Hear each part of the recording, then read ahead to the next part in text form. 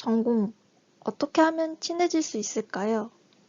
전공과 친해지는 방법이란 주제로 발표하게 된 비서사무행정과 2학년에 재학 중인 전설빈입니다. 전공 수업, 완벽히 이해하기는 어렵죠? 수업을 듣는 학생들의 심정을 이해하기 쉽도록 펭수 캐릭터를 대입해 설명하도록 하겠습니다. 처음에는 학생들이 수업에 집중하기 위해 교수님 강의에 집중하기 시작합니다. 그러나 생소한 용어와 함께 처음 듣게 되는 이야기를 듣다 보면 한 귀로 듣고 한 귀로 내보내기 시작합니다. 평균적으로 25분이 지나면 집중도가 떨어지게 되는데요. 어려운 설명과 함께 집중력이 급격히 감소하게 되면서 결국 강의 종료 시간만 기다리게 됩니다. 교양 수업보다 전공이 어려운 이유는 당연히 그동안 몰랐던 분야에 대해 심도 있게 배워나가기 때문입니다. 크게는 세 가지 이유인데요. 약 3개월이라는 과정 동안 과목당 주 3시간씩 몇백 페이지의 범위를 빠르게 공부해야 합니다.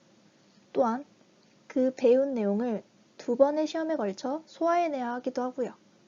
안 그래도 어려웠던 수업, 올해는 코로나19 때문에 거의 온라인 원격 수업으로 진행되었습니다. 특히 신입생이었다면 전공과 벽을 둔 기분이었을 거라 생각합니다. 그 벽을 이제 허무는 방법에 대해 알려드리겠습니다. 본문에 들어가기 앞서 성적 향상보다는 전공 수업을 어떻게 하면 잘 이해하고 전공을 살릴 수 있을지에 대한 전공 이해도에 포커스를 맞춰 진행됨을 알려드립니다. 제가 발견한 스마트한 학습 방법은 이렇습니다. 우선은 크게 2가지 환경을 고려했습니다. 개인만의 시간이 필요할 때 혼자 공부법과 쉐어를 통해 학습하는 함께 공부법입니다. 먼저 혼자 공부법에 대해 소개하도록 하겠습니다. 지난 1학기 때 8주차 수업까지는 학생이 수업에 참여했다는 것을 인증하기 위한 빅포레스트 내 탑재된 퀴즈를 주차별로 풀고 제출했었습니다. 사진과 같이 제 전공 수업 퀴즈의 일부분을 가져왔습니다. 제가 적용한 혼자 공부법 중 첫 번째는 바로 이 퀴즈를 이용한 방법입니다. 귀찮다고 문제를 다 찍고 넘어갈 것이 아니라 그날 배웠던 내용을 되짚어보며 복습 차원으로 풀어본 후 퀴즈 문제를 그대로 워드 프로그램에 작성하는 것입니다. 작성 후 문제의 핵심 포인트를 요약해서 옆에 메모하는 형식으로 공부하면 복잡한 내용도 머릿속에서 정리되는 경험을 할 수 있습니다. 두 번째는 A4 용지를 노트로 만들어 내 것으로 각인시키는 방법입니다. 종이를 세로 방향으로 반 접어준 뒤 접은 선을 기준으로 필기하는 건데요. 상단에는 본문의 제목과 함께 해당 교재 페이지 범위도 적어줍니다. 그 밑으로는 넘버링을 하며 대괄호, 소괄호를 넣어 문장 형식으로 필기하면 됩니다. 간혹 어려운 부분은 표나 그림을 그려서 이해하기 쉽도록 보충을 해줍니다. 이 작업의 핵심 포인트는 공부하는 자신이 이해할 수 있도록 만들어야 하기 때문에 중요한 용어가 아닌 이상 쉬운 단어를 선택해야 합니다.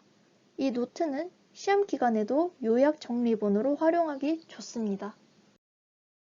두 번째, 함께 공부법입니다. 혼자만 살아가는 세상이 아니죠. 가끔은 수업을 함께 듣는 동기들과도 어울려 스터디 형식으로 공부하는 방법도 좋은 방법입니다. 학교에서 공식적으로 사용하는 화상 프로그램은 줌입니다. 그러나 이 외에도 우리는 IT 시대에 발맞춰 살아가고 있기 때문에 비공식적인 자리에서는 SNS 어플을 사용한다면 접근성이 용이해질 수 있습니다. 예시로는 페이스북 메신저 내 그룹 페이스타임과 인스타그램 내 DM 화상 통화 기능입니다.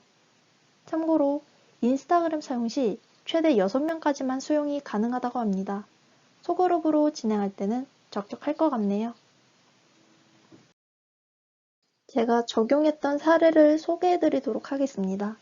교내 교수학습지원센터에서 진행되었던 동반성장 튜터링이라는 프로그램입니다. 수업 시간에 배우는 것으로는 완벽히 이해하고 학습할 수 없는 거 다들 아시잖아요? 전공과 관련된 내용을 좀 더 이해할 수 있도록 심화적으로 학습하는 시간을 가졌습니다. 가르치는 튜터와 배우는 튜티의 구성으로 되어 있으며 제가 튜터 역할을 맡았었습니다. 강조하고 싶은 부분은 꼭 교내 프로그램이 아니더라도 비공식적으로라도 과의 동기들과 주기적으로 함께 공부하는 시간을 가지면 좋다는 것입니다. 같은 내용을 배우더라도 누군가는 다른 방식으로 해석을 할 수도 있기 때문인데요. 비공식적으로 진행하게 된다면 한 명이 튜터 역할을 하는 것도 좋겠지만 구성원들이 돌아가며 튜터 역할을 하는 것도 좋은 방법이 될 수 있습니다. 동기는 경쟁자가 아닌 쉐어를 통해 함께 성장할 수 있는 동반자라는 사실을 기억해 주셨으면 좋겠습니다. 다음으로는 어렵진 않지만 용기가 필요한 다른 접근 방법도 있습니다. 줌 실시간 수업 시 채팅 기능 중 비공개 1대1 질문을 통해 교수님께 즉석으로 질문하는 것입니다.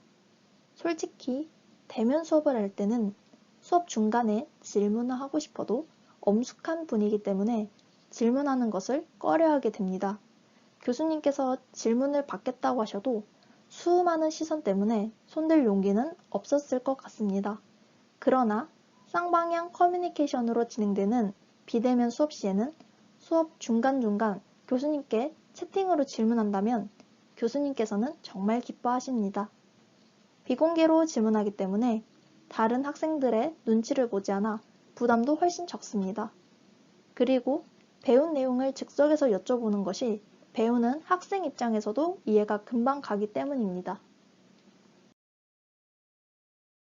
교재와 관련해 꿀팁이 있다면 프린트하기 부담스러운 100장 이상 넘어가는 내용은 과감하게 PDF 파일로 변환시켜 필기하는 방법인데요. 수업 참여 시 한쪽에 있는 PDF 파일을 열어 필기를 하는 것입니다. 터치 가능한 노트북이나 아이패드와 같은 태블릿 PC를 보유하고 있는 학생이라면 필기하기가 훨씬 더 수월할 것입니다. 이런 식으로 저의 지난 1학기의 하루 루틴은 어떻게 진행되었었는지 알려드리려고 합니다. 우선 오전 첫 수업이 평균적으로 10시에 시작하기 때문에 수업 1시간 30분 전에 기상을 했습니다.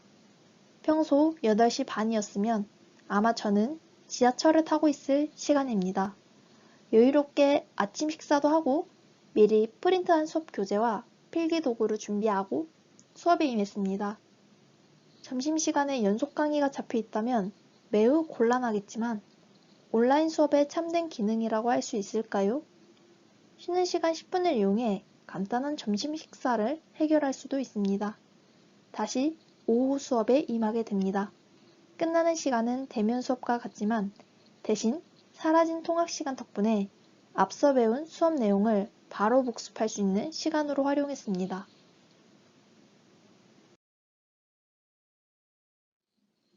앞서 소개해드린 학습법 어떠셨나요? 제 나름의 전공심화 학습법을 통해 연습한 결과 여러분은 지금 제 결과물을 보고 계십니다. 오늘 이 발표 자료 템플릿도 제가 직접 다 구성하고 디자인했습니다. 전공을 살린다는 건 정말 멋지고 자랑스러운 일입니다. 전공을 깊이 이해하고 친해진다면 더 이상 무거운 짐이 아닙니다. 여러분들도 다음 2학기 때는 전공을 살려 자신만의 작품도 만들어 보시길 바라며 이상으로 발표를 마치겠습니다. 경청해 주셔서 감사합니다.